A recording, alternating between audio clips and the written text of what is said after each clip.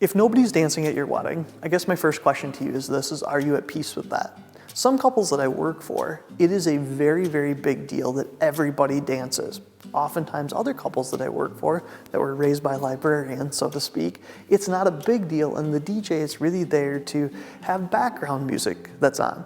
So it's not a bad thing or a good thing whether or not they dance or not, right? It's what is your comfortable style. I've done very, very high-end parties that have had very little dancing and have utilized me to make the announcements, to keep the evening flowing, to play background music, right? In particular, I'm thinking about a lot of the Vikings events that we've done over the years, right?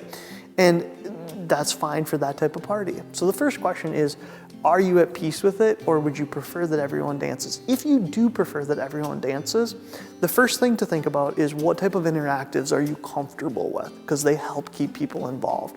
And the low-level interactives are what everyone thinks of the cha-cha slide and the Cupid shuffle, and even the Macarena, as silly as it is a low-level interactive.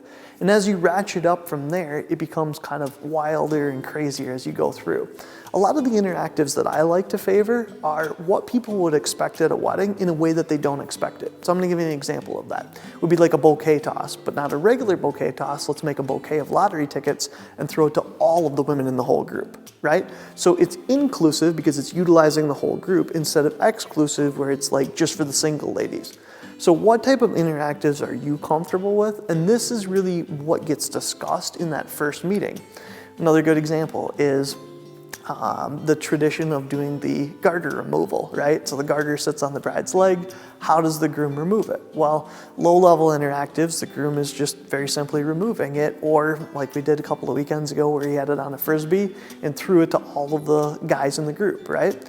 As you ratchet up from there, we even have 30 1980s women's wedding dresses, and you can throw all the guys in these wedding dresses, and then it becomes a very high-level interactive.